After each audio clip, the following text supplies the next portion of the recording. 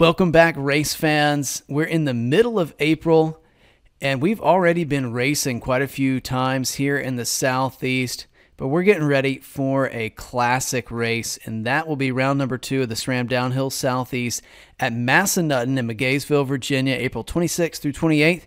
And I'm here with Neko Mullally to learn everything there is to know about the exciting updates at Massanutten and what folks can expect on race day in 2 weeks. Neko, what's happening, man? I'm good, Will. How are you doing tonight?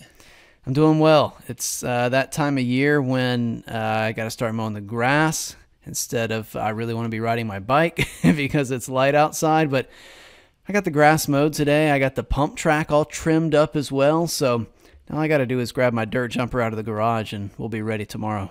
Perfect. Yeah, it's that time of year when everything's starting to bloom in the spring. But it'll be interesting going up to Massanutten because when you drive 6 hours north, it might not be quite as springtime yet up there.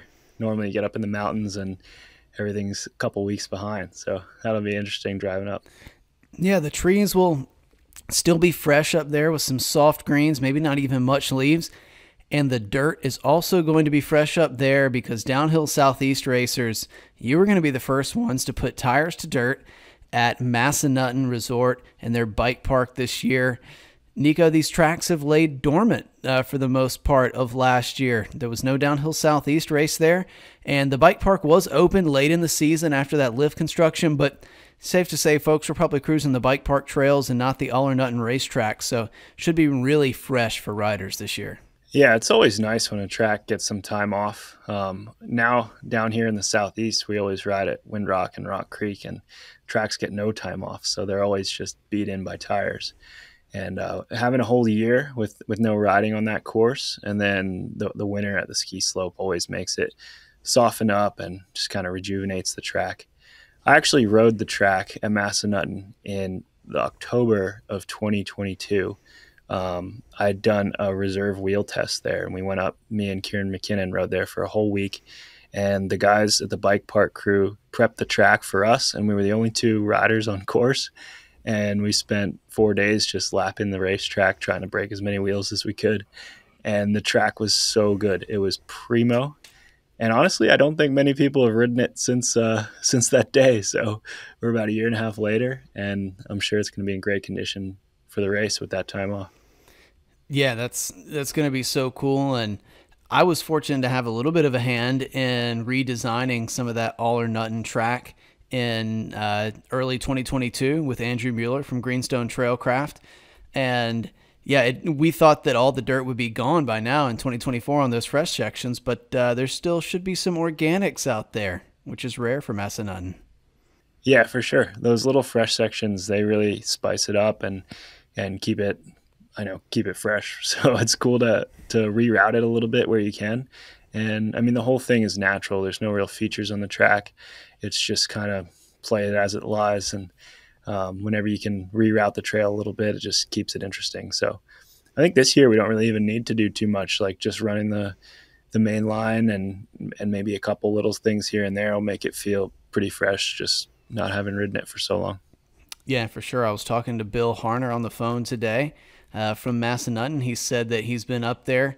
Quite a few trees came down over the winter, so he's opening it back up. And they've actually got a big work day planned with RVD Gravity and Line Drive Mountain Bike Academy coming up next weekend. So they'll have a bunch of junior racers up there getting after it with handsaws and just making sure the corridor is nice and open and lines are open and ready to rip. Perfect. It's awesome when we can get stuff like that going. I'm sure anybody else who would want to go to that work day, they'll be more than welcome to have another hand. We had one at TTC, had about 20 people come out, and it's just a fun day. Everybody pitches in. You can get so much done. Just prep the track, and then everybody can come back and enjoy it for the race. So it's really cool that we can have these community work days on the racetracks, and everybody can help out to get them ready for the events coming up. It's normally pretty fun hanging out in the woods with your buddies. Yeah, it's the best, man. Totally the best. I enjoy working on trails just as much as I do riding them. Like you said, you get so much satisfaction out of it. And you could just message the folks Massanutten Mountain Biking on Instagram or on Facebook. And yeah, I'm sure Bill would love to have you out. Yeah, anybody who wants to help out, be much appreciated. And yeah, it'll be a fun day working out in the woods. Well, Nico, let's dive straight into what folks can expect for this round at number 2 of SRAM Downhill Southeast. And we were chatting before we hit record. The series has come a long way, and in the 9th season. And so you and the crew have the schedule pretty well dialed in. What can riders expect? Is this going to be more of a standard schedule, just like what we saw at the Trials Training Center? Yeah, so this year at Trials Training Center, we combined the B and C, so pretty much all Cat 2-3s together. We had split those guys in the past just because there were so many of them. But this year, it's pretty cool. We've seen a lot of them graduate up to Cat 1. So to just have an even practice split, it splits pretty well down the middle to have all the Cat 2-3s together and all the Cat 1s together. In the past, we've had the 18 and unders and the 18 and overs and Cat 2-3 separated. So it's no issue of speed on track. Those guys can all be at a pretty similar pace. And it just makes so that everybody can have more practice. At places like Massanutten, that has a new chairlift this year, which is something I'm sure we'll talk about. It's pretty exciting. High-speed quad. It's always been kind of the crux of Massanutten in the past. Was the lift was a little bit slow. But with that new chairlift, we're going to have no issues with lift lines and having longer practice sessions with 2 groups instead of 3. I think it'll go well. I mean, we're always trying to tweak and make things the best we can for the riders. And this decision is to try to give everybody more time on track, more bike time, and try to make the event better. So I don't think it should be an issue as long as the uplift is fast. And at every venue that we're going to for the rest of the season, the uplift is really fast. So we're going to see how that goes this weekend. So each day it'll be just 2 practices. We'll have the A, which is the Cat 1 Pro practice, is going to be each morning. So Friday it's from 8 to 12:30, and then the Cat 2-3 practice is from 12:30 to 5. And then Saturday, again, from 8 to 11 is going to be the Group A practice. And then from 11:30 to 3 is the Cat 2-3 practice. And then seating will start at 3:30 as soon as Cat 2-3 practice finishes up. And then Sunday, there's an hour and a half for each group. So 8 to 9:30 will be A. And then the Cat 2-3s will be 9:30 to 11. And we'll start the race right after that. And we've been running the podiums kind of after each group. So that way, if you're on the podium, you can get your podium done and get on the road home. I know for a lot of people, it's a long drive. Our series spans probably 8 hours if you go from TTC all the way up to Snowshoe. So there's people that make the trip, and we want to make sure that they can get on their way home, get to work the next day, so that way they can justify being able to come to the next one. Yeah, and Massanutten draws from a lot of regions. It's kind of in that mid-Atlantic. So yeah, we hope to see some familiar faces, obviously from the Southeast crew, but hope to see some folks from the Northeast come down to meet us in the middle. And when can folks expect to kind of get their weekend started? Is track walk still on Thursday for this round? Yeah, so at venues that aren't open as a bike park, anybody can go out on Thursday and walk the track. They're just going to have to walk up and down themselves. Massanutten's not a huge hill. You could probably walk up that track in about an hour and then back down. So if you get into town on Thursday, you want to go check the track out, you can feel free to hike up there and just take a look. Unfortunately, there's going to be no uplifts available on Thursday. It was the same at TTC. People could shuttle themselves there. At Massanutten, you can't get onto the mountain with a vehicle. But then looking forward at the rest of our races, the bike parks are open. So Thursday track walk's not going to be any issue. It's just these early ones at places like TTC. It's not a bike park, and Massanutten only opens on the Saturday for the season. So they're opening early for us anyway. So yeah, again, if you want to go check out the track Thursday, feel free to hike up. And then also after practice ends or during, because there's 2 tracks here. So during the other group's practice, you can feel free to go and check out your track during the day as well. Nice. Well, let's cover those 2 tracks while you mentioned it. So we already got the schedule for the weekend, and we've got the OG World Cup track. I guess from 1997 was when that World Cup was, but who knows? That track probably predates 97 by a good bit. I'll have to ask George Willits. He'd know it. He'd know everything about it.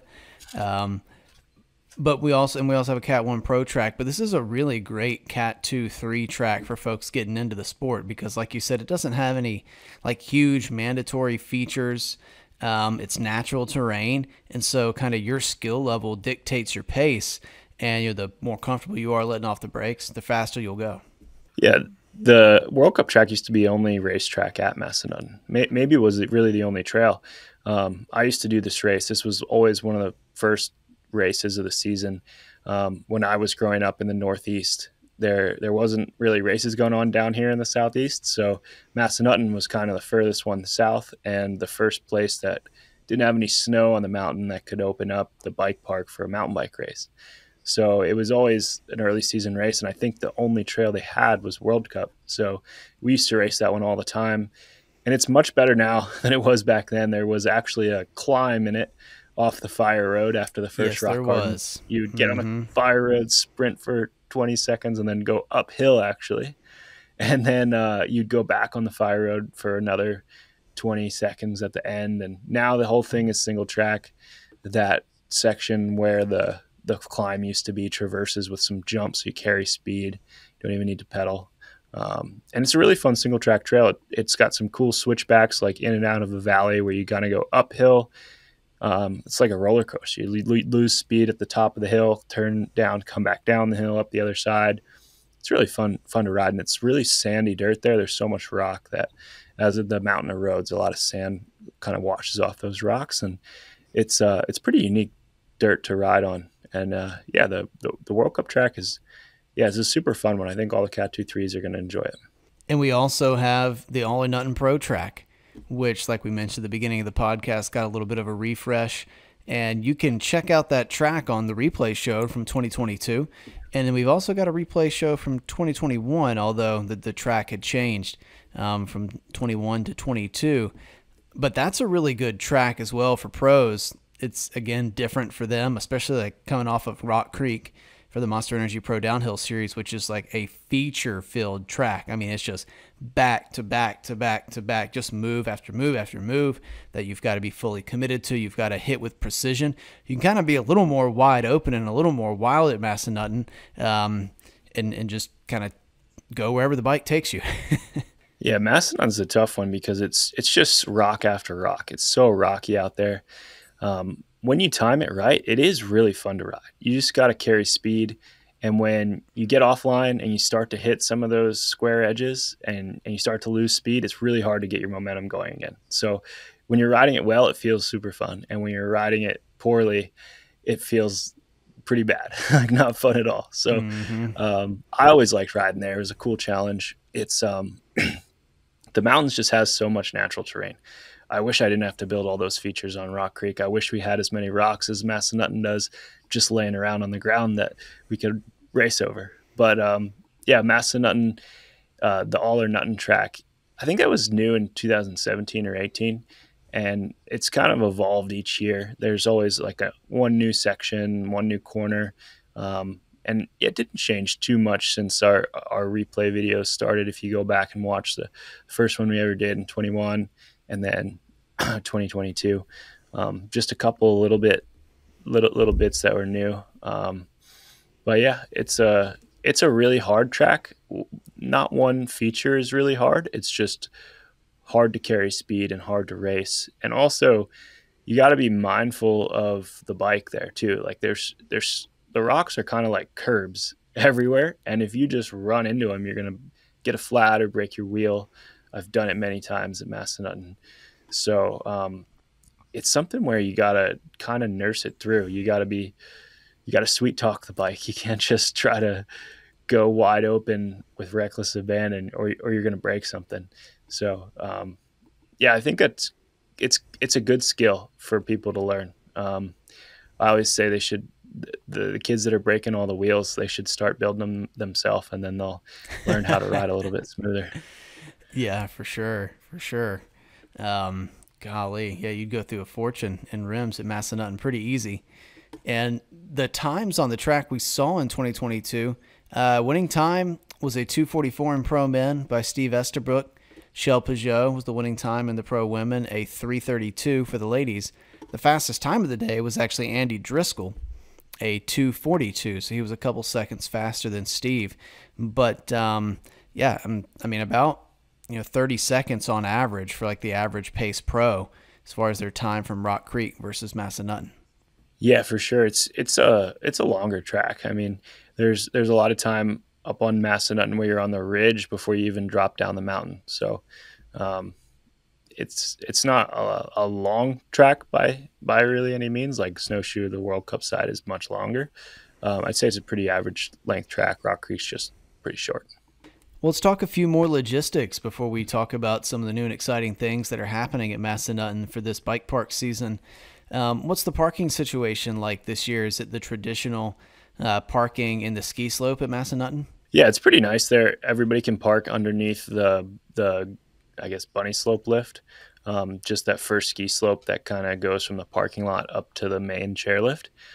So that whole area is open to first come first serve. Set up where you want. You can even camp there overnight.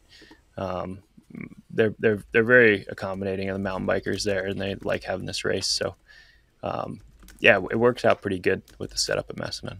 Yeah, and they got a restaurant there on the mountain at the base that'll be open during the weekend, and then they traditionally have the little grill fired up right there at the base of the lift, so you can get a sit-down dinner at the resort. But then yeah, you can get some snacks and some beverages right there after your race run. Yeah, it's super nice. There's Macedon's just a cool place to go. It's a really nice resort. They have a lot of amenities there. They're very nice and welcoming of mountain bikers, as I said, and it's a fun place for the family to hang out too. Even people that aren't riding. There's a nice restaurant. There's a bunch of other, there's a disc golf course. There's a golf course. There's a water park. There's just tons of stuff to do at Massanutten. The list goes on. So should be fun for everybody to hang out there for the weekend. Ben Hobbs will be getting on the golf course for sure. He's probably already got a tee time. After work hours, though. Only after work. Of course. So we got plenty of daylight. Well, hey, let's talk a little bit about some of the riding at Massanutten that's coming back online this year. I was on the phone with Bill from the Massanutten crew, and they are so fired up about this bike park season because they weren't really able to have much of a season last year. Although if you were following them, if you're a local in the region, they ended up running shuttles for the Western Territory. All of those expansive, like over 30 miles of trail over there on the Western Territory. They were running shuttle trucks for the community up there, which is pretty awesome to see. But they had major ski lift construction that essentially took out they had a ski slope construction and ski lift construction. Let me clarify. The ski lift construction was, went straight up the lift line, so it didn't really impact the mountain bike trails, but they have a new slope called Muller's Way, and that ski slope took out the entire Creamy Trail from the bike park. And so there was a ton of work to be done to kind of get their bike park back running. And as you know, Nico, that's like no tall order in heavy terrain and rocky terrain like they have at Massanutten. But they are back in business, and they're going to be open for the first weekend of the season downhill southeast. I believe the public can ride on Saturday and Sunday, some of the bike park trails. And then their season runs all the way through the end of October. So it's a big season ahead for them. Yeah, I'm excited to check out some of the new trails they got going over there. Sometimes it's a blessing in disguise with the new chairlift and the new ski slope construction. It's a line item on the budget to rebuild the bike trails then after that, so it can kind of push some stuff through. And yeah, there's like we said, there's so much terrain out there, and the bike park is pretty cool at Massanutten. It's pretty unique, the type of terrain they have with all the rocks, and then in between it, when they can find dirt, they have some cool flow trails and jump trails, some really good beginner stuff off the bottom lift too. I think a lot of their business is tourists coming out, rent a bike that maybe aren't as serious riders. So if you got anybody in the family that's wants to try it out, there's some cool trails off the beginner ski lift at the bottom of the mountain that they can kind of get their feet wet and try it for the first time. And then once they master it, head up to the top, and we've got a couple of trails in addition to the 2 racetracks. So yeah, it'll be cool to see the new bike park open this weekend for the race. Yeah, my favorite one on the lower mountain is called Pistachio. This all nut themes for the entire bike park. And they've got a brand new, like light blue trail is what they're calling it off the top, called Macadamia. And that actually is rider's right. So if you got off the chairlift, so it's looker's left if you're looking up the mountain, then you get off the chairlift. Instead of going uphill till the race starts, you kind of take a quick left and you're looking downhill. It's that right side of the mountain, and it's supposed to be really awesome. It's, it's bike optimized trail, obviously in a bike park, but it's a little bit less heavily excavated than like a full-on flow trail. So it gives you a little bit of a backcountry feel, a little bit more of a single track feel, which I really like at a bike park. And so they've got that brand new trail top to bottom. And they also completely reconstructed the Creamy Trail, which was like their jump line. But 75% of it got destroyed with that ski slope construction. So 75% of it's on new alignment. They kind of changed up the flow. It's got kind of real jumps on it. Like they're pretty long. You got a lot of speed, pretty fast, but it's got a variety of jumps. I was talking with Andrew Mueller from Greenstone Trailcraft that Massanutten brought on board to help reconstruct those trails, along with Sam Skidmore of Rugged Trail Company, and they're fired up about it. They said it's got some step ups, got some step downs. It's not just kind of homogenized tables. So yeah, folks are going to get first tracks on that this year. Yeah, that's awesome. That's the cool thing when there's so much natural terrain in the mountain that you can actually build the blueprint of a tabletop line. You have to work with what's there, and it makes the trails like imperfect in the best way possible. They're unique, and they have different sort of shaped features. So yeah, I'm excited to get out there after my practice and take a run down it and check it out. For sure, especially with that high speed lift. And the lift, this is crazy. It takes no more than 6 minutes to get to the top. That's a lot faster than it used to be. I mean, that's insane compared to what it used to be. And you think about it, though, it's a high-speed lift. You're moving at the same rate of speed as the Western Territory lift at Snowshoe, but it's only about 800 vertical, and it's like kind of, it's pretty direct on the way up the hill. So, yeah, a 6-minute turnaround. If there's like no scenic lift riders, apparently it's like 5 minutes from the bottom to the top. They had a really busy day last fall with a few hundred scenic lift riders, but the lift lines were never more than 10 minutes. So they're excited to put that new system to the test with a big crowd out at Downhill Southeast. And they've got some more things coming up on mountain bike season this year. They're bringing back the shuttles on the Western Territory. So it's going to be kind of a pay-to-play thing. Like, hey, you've ridden the bike park as much as you can all day, because you're getting 6-minute turnarounds on a free ride day, and you want to go ride the backcountry. Well, you can pay $10, and they'll shuttle you right back to the top, so you can get a little bit more fun. Yeah, that's pretty cool. There's not many places that have that type of setup. Just such a variety and different places. So, yeah, I encourage people to come out to Massanutten in addition to just our race and check out all they have to offer. One thing I also wanted to mention, Will, was at this race, there's going to be a Go Nuts Enduro on Saturday over on the Western Slope. It's the first one of the year. I'm fired up about that. Yeah, there's going to be a couple of the races this year. Windrock and the second race at Snowshoe, the finals, are also going to have a Go Nuts Enduro on the Saturday. So we just talked with Go Nuts. We're not really doing as much with Enduro. We'd done some Enduro Southeast over the past couple of years. With all the projects that we have going on, Logan and I, it just was hard to find time to keep putting on those Enduro races. And I think he'll do maybe some one-offs here and there when we can. But we talked to Dave from Go Nuts. He wanted to find a way to work together. And we said, at venues that can support it, if we can have more people there without it being a negative thing on uplift capacity, on parking, on trail usage, then yeah, that could be cool to have an enduro race. I think don't quote me, there may be a cross country race as well. I'm pretty sure it's an enduro race on Saturday and then a cross country on Sunday. So it just kind of brings a different crowd together in the same place. And at these venues, we're not going to be on top of each other. In fact, you might not even really know that the Go Nuts is going on because it's maybe a mile away where those western slope trails are. But hopefully, some of their crowd, I don't see really any of our crowd doing their races and any of their crowd doing our races. So maybe a little bit of crossover could be a good thing. They can see what's going on with Downhill Southeast. Some of our riders can check out the enduro.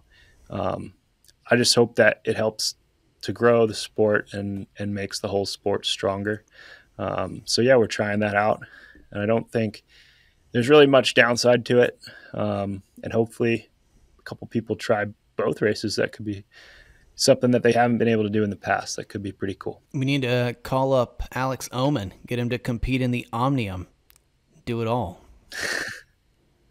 I think he's busy training for the Baja 1000.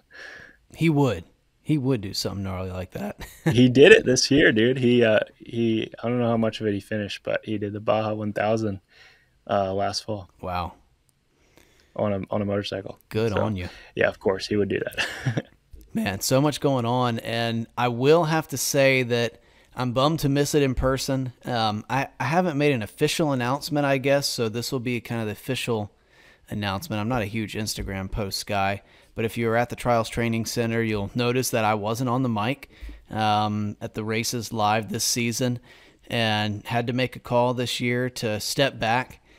Neko, kind of like you, I got a lot going on the plate, and sometimes change in life is good, and it's room for growth, and it was a tough decision to make, but with baby Shyla at home, and just things happening around the house, and really frankly just wanting to be around and ride my bike. I'm not going to be able to be on tour this year, but it was a great 8-year run, and I'm just so proud of everything that Downhill Southeast has accomplished, and I will be out at the snowshoe round in June on site, and I don't want to put her on the spot, but Caroline might be trying to make a comeback between the tape at that one too, so I'll get to be race dad on the weekend. Oh, well, you've been the voice of Downhill Southeast since the very first race, and I don't think you're going too far. So you're welcome back to announce any race that you are able to make it to, and I'm sure we'll hear you on every post-race replay as well. So you'll be there in spirit, and you got big shoes to fill, but I think Grizz is excited to do some of the live announcing this year. He's a dude who used to race. He's as core as it gets to downhill. Yeah, he is. And he's excited to be doing some of the announcing and be back on the scene. But I think all the riders can agree with me when I say that you did an amazing job, and your voice calling each rider as they cross the finish line is something that they won't forget. So until the next time, which probably won't be too long, thanks, Will.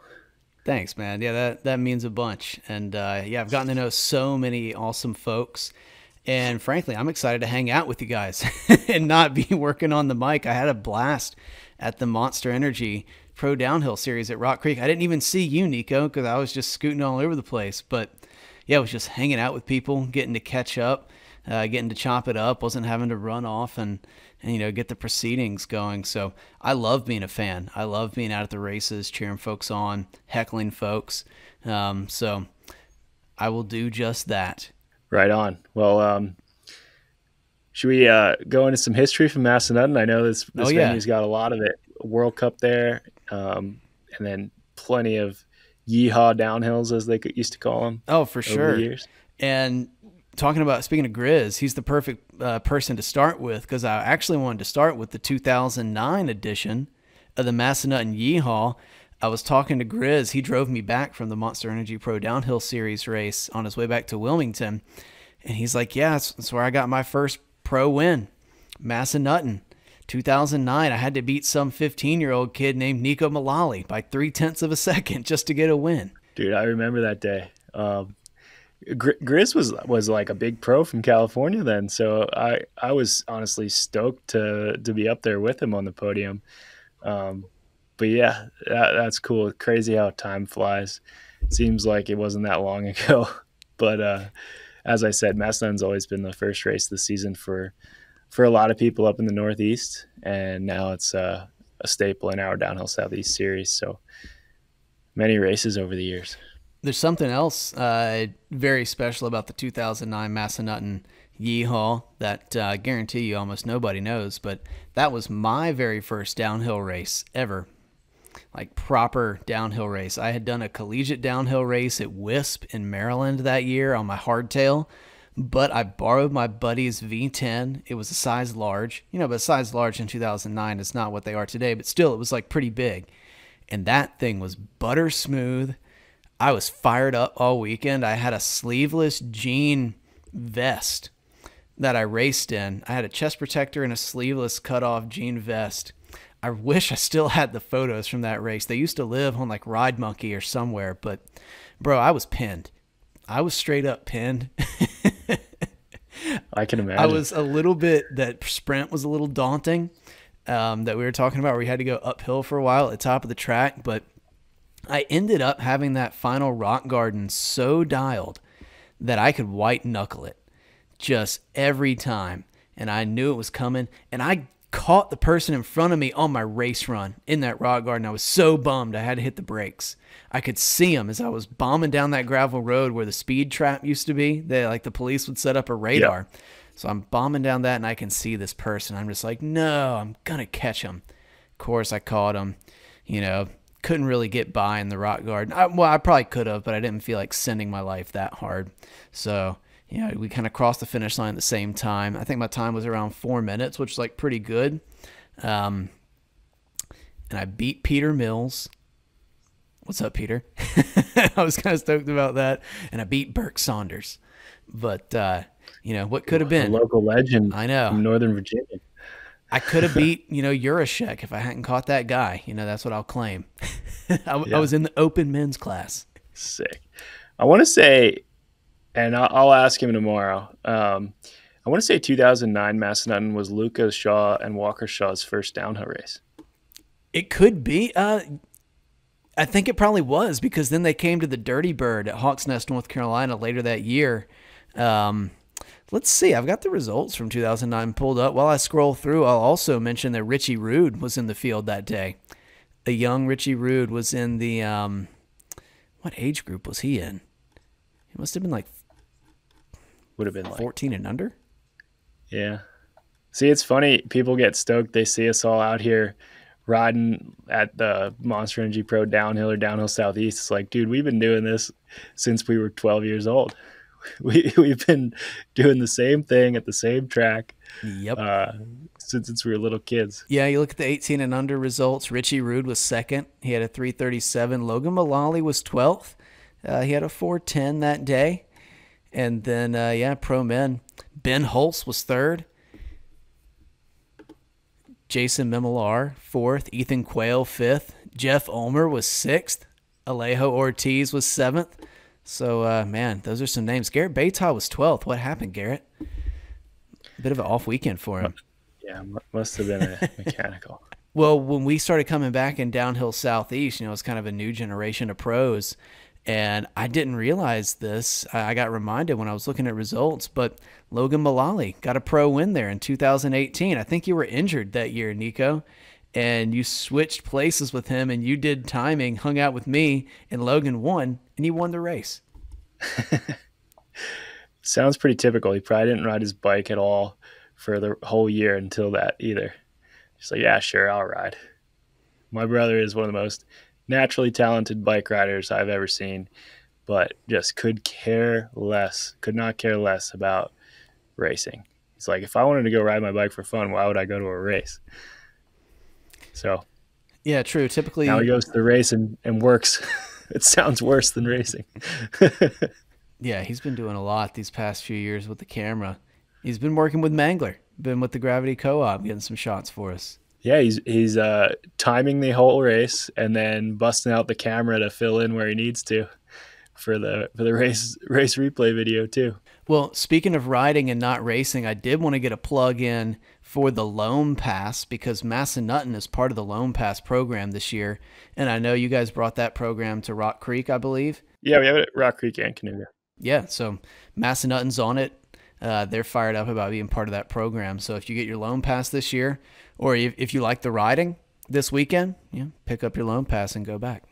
Yeah, it's a cool idea. I mean, it gives people a chance to, and gives a reason to go check out new places. You can get that pass and then plan a trip to various different bike parks to go ride and see new spots. And it's almost like an excuse that you got to hit every place on the list once you get the pass, and then you get obviously the lift tickets at a really good discount when you buy them as a pass. So yeah, we're excited to be a part of it from our 2 bike parks, and it's cool that others in the region are doing it too. Right on, man. Well, I'm excited to see what happens at this race. There's still kind of a break in the World Cup, so maybe some folks want to come get another training race under their belt before they head over to Fort William. So yeah, we'll have to see who all shows up on that registration, because the pre-reg ends today. So we'll take a look before we record some more Gravity Cooperative stuff, and we can give a full breakdown of who we see on that pre-reg list, so you can hear that on the Gravity Cooperative's hot seat. Yeah, I think it'll be interesting, because I think a lot of guys like myself, I'm on the fence about it. I have to go to Sea Otter this weekend. I get back the Wednesday following, and then I'm going to Fort William on the Monday, and I'll be in Europe for 28 days. So kind of leaning towards, I think the smart thing to do would be stay home and stay chill before headed over to Europe. And I think a lot of guys are in that boat too, getting ready to go to the World Cup. It's actually really cool that we have so many guys from our region, not just pros, tons of juniors that are going to be going over and racing the World Cup this year. I feel honored that we've made this, and proud that we've made this group of riders that are able to go and compete in Europe now. But it almost leaves an opportunity then for regional guys who aren't going over to race to come out and compete for a win at Massanutten in the pro category. Try to get on that race replay video, show the sponsors that they have supporting them. They got some free parts, a free bike this year. Get that thing on the race replay video and show, make your sponsors proud. So I think it's just an opportunity for new people to get on the videos. The videos have been so good this year. They get better each one. The Rock Creek one from the Pro Downhill Series was amazing. It was the best one yet. And with that series having such a pro contingency, it kind of leaves a space for Downhill Southeast and more regional riders to get into our race replay videos. So it's just an opportunity for new faces to shoot for the podium if more guys are headed over to the World Cup. I agree. I'm here for it. I'm excited to see who's going to mix it up, who's going to qualify in those top positions for pro women, pro men, because we will be watching. All our cameras will be pointed at you for the replay show. And yeah, man, I think that's all we got for this one. My final question is, I feel like I haven't heard you on that many podcasts lately, Neko. You've been slacking. I heard you on 5 podcasts over the winter. So when are you getting back on the podcast tour? I go on when I'm asked. I don't record any podcasts. I show up, I answer the questions that I'm being interviewed, and then somebody posts it up on the internet for people to listen to. So are you when I'm asked, I will go on another podcast. Are you going to do the downtime post-race shows again? We are. Yep. I was talking to Chris about that. Chris actually asked me, and it was my idea first, and I don't think he liked it at first, but then he kind of came around and came back to me with it. I said, we should do a downtime podcast where I interview Chris instead of Chris always interviews everyone, because he's a pretty interesting guy. He's been involved with the sport for almost 30 years, and I really like it, the way that he doesn't talk about himself. He interviews the person that comes on the show. But he's like I said, he's pretty interesting, and there's a lot of the stories that he can tell. So I put that out there, and I think in Fort William we might do that. Should be pretty cool. And then after every race, we'll be doing a post-race World Cup recap with Ollie and Chris as well. So awesome. I'm sure it'll be ramping up with podcasting soon. Yeah, you're an old pro these days, man. Well, I'm looking forward to that. I love those downtime wrap-up shows, and I can hear Chris in my ears right now. He's just got such a distinctive voice. So, yep, it'll be it'll really feel like World Cup race season is here when I start hearing those pre and post race shows with Chris on the Downtime podcast. Yeah, man, it's only 3 weeks away. It is right around the corner, and folks, we hope that you have already made your travel plans for round number 2 of SRAM Downhill Southeast in Massanutten. It's going to be a great time up in them Virginia hills, and hopefully we'll see you there. Nico, talk to you later, man. See you, Will. Thank you.